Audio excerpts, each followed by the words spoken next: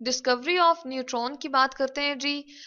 जब एटम के अंदर देखा गया कि इलेक्ट्रॉन की डिस्कवरी हो गई थी, उसका मास देखा गया, फिर प्रोटॉन की इसी तरह से डिस्कवरी हुई, उसका मास देखा गया।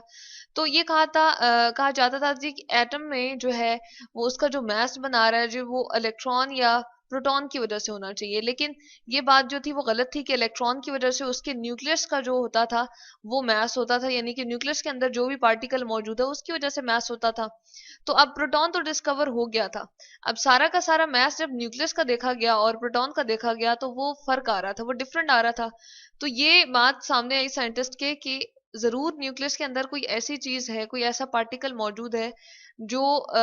इसके प्रोटॉन के साथ मिलके और उसके मास में इजाफा कर देता है। तो किस तरह से जी, जेम्स चैडविक ने इसको 1932 में डिस्कवर किया, और किस तरह से यहाँ पर आपको एक अल्फा सोर्स नजर आ रहा है। अल्फा सोर्स क्या होता है जी?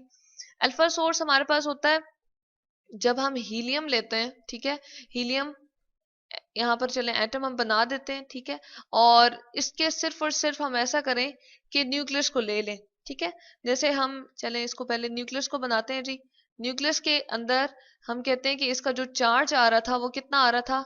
+2 आ रहा था। वो किस तरह से जी, इसके अंदर न्यूक्लियस में 2 प्रोटॉन होते हैं, ठीक है, और न्यूट्रॉन भी उसके अंदर 2 थे। यहाँ पर हम डिस्कवरी ऑफ न्यूट्रॉन की बात कर रहे हैं, लेकिन ये हमने डिस्कवरी ऑफ न्यूट्रॉन के बाद उन्होंने ये पता चलाया कि जो अल्फा पार्टिकल होते हैं या वो हीलियम के न्यूक्लियाई होते हैं, यानी कि अगर हम हीलियम का एटम यूं करके बनाएं और इसमें बताएं कि यहाँ पर एक इलेक्ट्रॉन है, और इसी तरह से हम कहते हैं कि एक चले यहाँ पर इलेक्ट्रॉन है, तो ये क्या है, ये दोनों इलेक्ट्रॉन को रिमूव कर दें तो क्या होगा जी, हमारे पास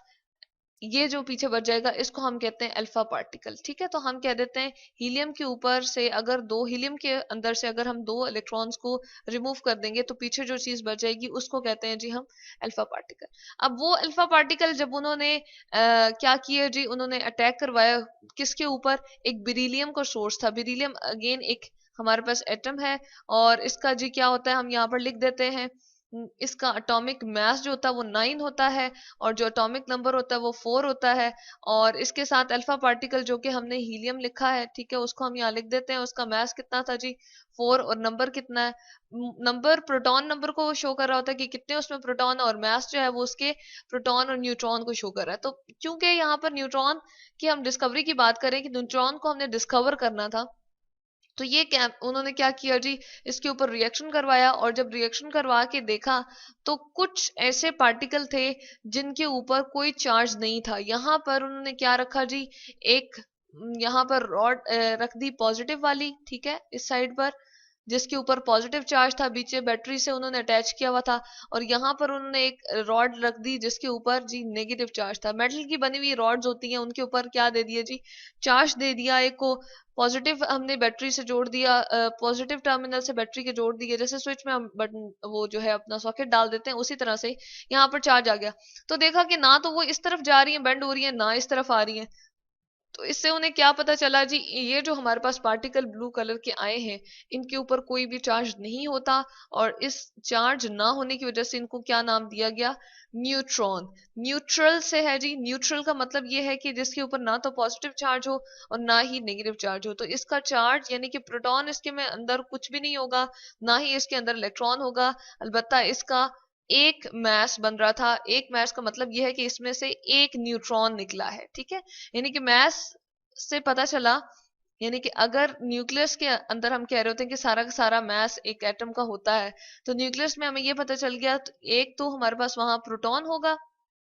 और दूसरी चीज क्या है जी जो उसके मास को बना रही होती है, वो है जी न्यूट्रॉन, ठीक है। तो एक प्रोटॉन और एक न्यूट्रॉन, या फिर उससे ज्यादा भी हमारे पास प्रोटॉन और न्यूट्रॉन हो सकते हैं, और न्यूट्रॉन को दिखाने के लिए यहाँ पर हमने ये इस तरह से जाहिर कर दिया कि न्यूट्रॉन के ऊपर चार्ज कुछ नहीं होता, 0 होता है, और इसका मास चूंकि 1 है तो हमने 1 ऊपर लिख दिया, यानी कि